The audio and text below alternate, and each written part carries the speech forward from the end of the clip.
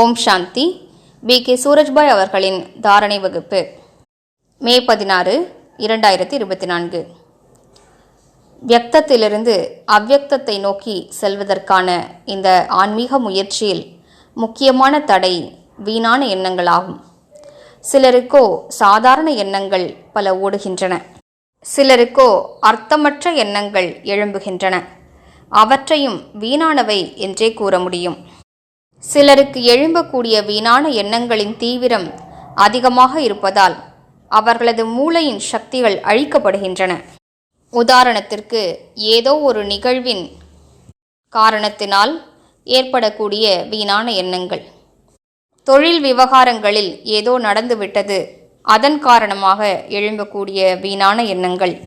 நீங்கள் ஒரு பிஸ்னஸ்மேன் என்றால் அந்த தொழில் சம்பந்தமான விஷயங்களை திட்டமிடுவது, அதை பற்றி சிந்திப்பது, செயல்படுத்துவது இவை அவசியம்தான். அவற்றை வீணானவை என்று கூற முடியாது. மற்றபடி அர்த்தமற்ற எண்ணங்களையே வீணான எண்ணங்கள் என்று கூறப்படுகிறது. இவற்றிலிருந்து நாம் தன்னைத்தான் காப்பாற்றிக் கொள்ள வேண்டும். முதன்மையான விஷயம், நாம் ஒரு லட்சியத்தை உருவாக்கிக் கொள்வோம். நான் வீணானவற்றை அழித்தாக வேண்டும். எனவே வீணான எண்ணங்களை உருவாக்குவதற்கான காரியங்களை செய்யக்கூடாது. வீணானவற்றை பார்ப்பது, வீணானவற்றை கேட்பது, வீணான விஷயங்களை கலந்துரையாடல் செய்வது. பல தாய்மார்கள் இதில் சுவாரஸ்யமாக ஈடுபடுகிறார்கள். அனைவரும் அல்ல, ஆனால் சிலருக்கோ இது மிகவும் பிடித்தமானதாக இருக்கிறது. இதிலிருந்து நாம் விடுபட வேண்டும். இவை சக்திகளை வீணாக்குகின்றன. அப்போதுதான் நம்மால் சுயமரியாதையில் நிலைத்திருக்க முடியும். மேலும் சுலபமாக அசரீரியாக ஆக முடியும். நொடிகளில் அசரீரியாக முடிய வேண்டும். ஆனால் தற்காலத்தில் ஒரு பெரிய பிரச்சனை வந்து கொண்டிருக்கிறது. பலரும் அதனால் கலக்கமடைந்திருக்கிறார்கள்.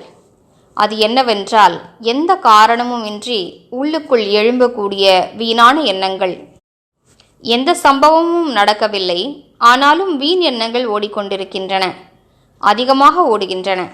ஏன் இப்படிப்பட்ட எண்ணங்கள் ஓடுகின்றன என்று அவர்களாலேயே புரிந்து கொள்ள முடியவில்லை. இதற்கான காரணத்தை நாம் பலமுறை கூறியிருக்கிறோம். ஏனென்றால் இது எப்படிப்பட்ட காலகட்டம் துவங்கிவிட்டதென்றால், பலருக்குள்ளும் ஆழ் மனதில் பொதிந்து கிடக்கக்கூடிய சில விஷயங்கள் விழிப்படைகின்றன. முற்பிறவிகளில் எப்போதோ செய்த விஷயங்களின் தாக்கம் விழிப்படைகிறது. ஏதோ விஷ விகாரங்களின் காரணமாக செய்த தவறுகள், பேராசையின் வசப்பட்டு செய்த தவறுகள். சிலரோ மிகுந்த வன்முறை செய்திருக்கிறார்கள், சிலரோ பிறரை துன்புறுத்தியிருக்கிறார்கள். பல ஜென்மங்களாக பல விஷயங்கள் நடந்திருக்கின்றன. அவற்றின் காரணமாக தோன்றக்கூடிய வீணான எண்ணங்கள் இவை மிகவும் கலக்கத்தை ஏற்படுத்துகின்றன. ஏனென்றால் தற்காலத்தின் ஏதோ விஷயங்களுடைய வீணான எண்ணங்கள் என்றால் அவற்றை டிராமாவுடைய ஞானம், பாபாவின் நினைவு இவற்றின் மூலமாக சீக்கிரமாக சரி செய்து விடலாம். ஆனால் காரணமே இன்றி எழும்பக்கூடிய எண்ணங்கள், அதுவும் மிகுந்த விசையோடு எழும்புகின்றன. இதில் மிகுந்த கடினத்தன்மை அனுபவமாகிறது. ஆனால் நாம் கூறியிருக்கிறோம், பூர்வ ஜென்மங்களுடைய தாக்கம் இருக்கிறது. இதில் விகாரம், அதாவது காமத்தின் இச்சையும் எழும்புகிறது. அனைத்து ஆத்மாக்களுமே விகாரத்தின் வசப்பட்டே இருந்திருக்கிறார்கள். அதிலும் யார் முற்பிறவிகளில் இதில் அதிகமாக ஈடுபட்டிருந்தார்களோ அவர்களுக்கு மிகுந்த பிரச்சனை ஏற்படுகிறது. அப்படிப்பட்ட பல எண்ணங்கள் தோன்றுகின்றன. அவற்றால் மன நிம்மதி, உள்ளார்ந்த மகிழ்ச்சி ஆகியவை பறிபோகிறது. இவை மேலும் நடக்கும். அதனால்தான் பாபா கூறியிருக்கின்றார், நீண்ட காலம் நல்ல பயிற்சிகளில் ஈடுபடுங்கள், யோகத்தில் நிலைத்திருப்பதற்கான நல்ல முயற்சியில் ஈடுபடுங்கள். ஏனென்றால் நாம் தீவிரமான முயற்சி செய்யவில்லை என்றால் இந்த விஷயங்கள் விழிப்படைந்துவிடும். மேலும் நாம் ஞான பலம், யோக பலம் மற்றும் சுயமரியாதையின் பலத்தினால் இவற்றை அழித்து விடுவோமானால் அப்போதுதான் சுகமாக இருக்க முடியும்.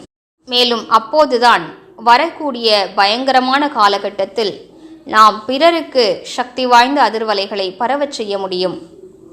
இல்லையென்றால் நமது பிரச்சனைகளிலேயே மாட்டிக்கொண்டு உழன்று கொண்டு கிடப்போம். எனவே வாருங்கள், நல்ல சுயமரியாதை பயிற்சியின் மூலமாக, நல்ல யோக பயிற்சியின் மூலமாக தன்னைத்தான் அனைத்து விதமான விஷ விகாரங்களிலிருந்தும் விடுவித்துக் கொள்வோம். ஓம் சாந்தி.